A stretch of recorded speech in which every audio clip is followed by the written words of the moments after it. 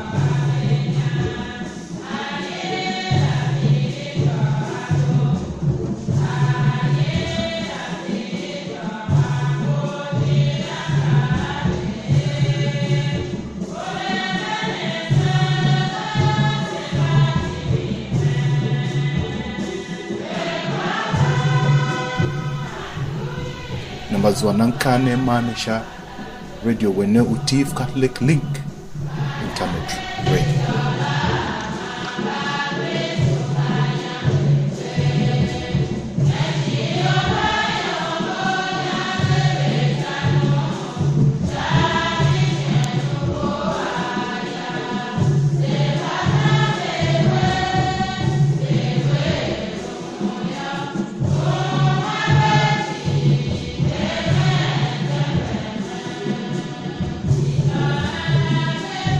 Yeah.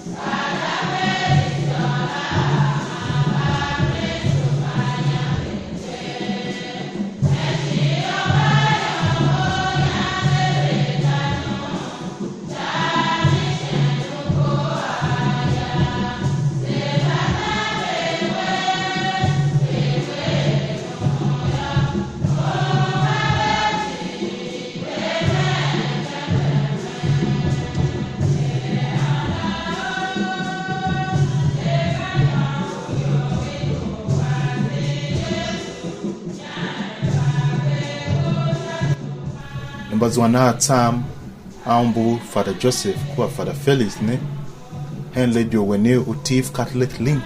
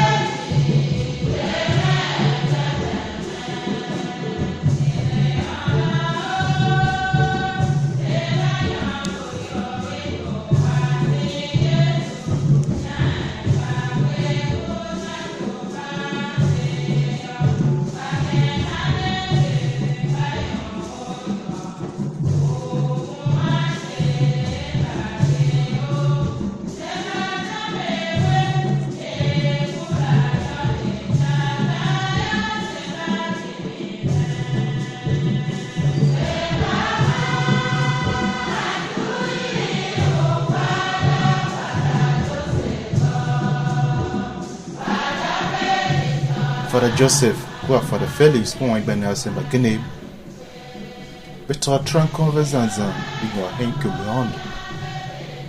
Masena Gigi se, ka embelond hege. Mabere na senso chuwase, na chuwa ka zansi yoshinta ne. Banchi ja henta wase uti. Igban Nelson gina ne shimaga. Siza ne hemeno chivilonde, siza ne hemeno dondon shaonde. Mashi. Manku Father Joseph kwa ku Father Felix kwa Igban Nelson bane. Ilu umbu se fashio ondo nova hina mzega.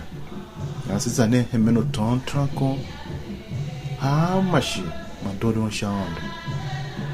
Na luwa se on Igban Nelson bakase kwa manozo. Alu dito za chuni se fashio ondo nakai wemo higenga. Na says an Hamilton Trampon shall question. Now don't shall on. Much.